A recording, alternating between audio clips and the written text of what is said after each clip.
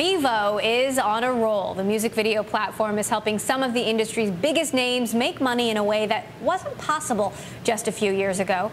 Vevo is also pushing its way back into traditional television. Our senior West Coast correspondent John Ehrlichman caught up with Vevo's CEO and has that story for us. You just wanted to watch cool videos. True. You got me. You know, the story on Vevo is a few years ago, the conversation surrounding the music industry was, how are they going to make money again? And out of that, Vevo was born. It is backed by music labels who brought in a guy, Caraeff, who was an executive at Universal, said, go out there, find advertisers, make this business work. Here's the full story. Back in the day, music fans went to MTV for their music fix. Right about now, yo, you know who I'm living with right about here, right? Beastie Boys. Today, there's not much music on MTV, but plenty of Jersey Shore. I'd like to invite out somebody special, but at the same time, I'm not sure who I want to bring out.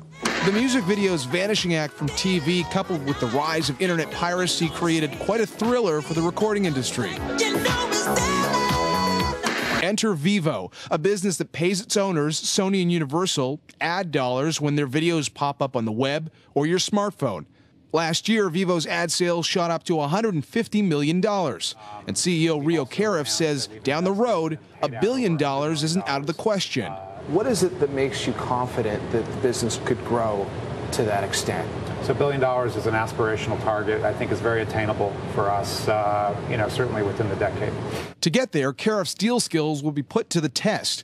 Vevo's nearing the end of a deal with YouTube, which, while lucrative, gives YouTube about a third of the money Vevo generates through ad sales. We are in discussions with them. Our contract is up, and we hope to have a long future with them, but we are in the middle of it still.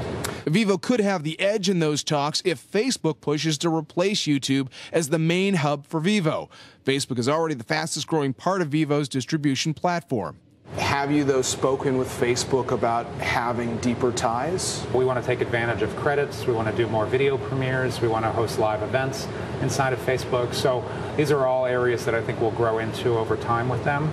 But tackling new technology is just part of Vevo's strategy. It also plans to beef up its brand in the land where music videos once lived, television. It's very important to us to bring music to the TV, or I can say bring music back to the TV, and we'll get there through any means necessary. One way to get there could be through Apple's hotly anticipated TV.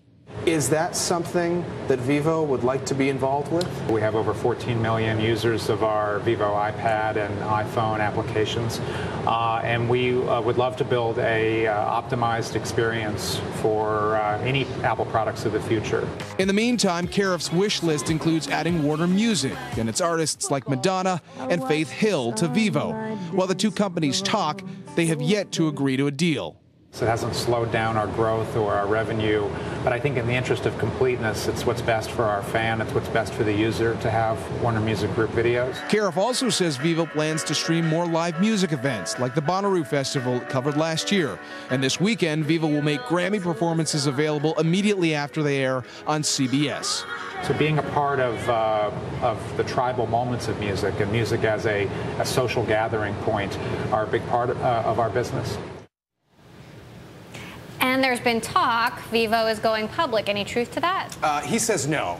He says that's not what they're thinking about right now, which is what you would expect him to say. But the logic is, look, when a private equity firm has a business and they take it public, that's how they make money. In this case, you've got the music industry trying to figure out how to make money in the new world. They're growing this business, figuring out what advertisers like and don't like, and they want to let the thing grow. So perhaps they don't need to right now. Let's see. Thanks for that, John.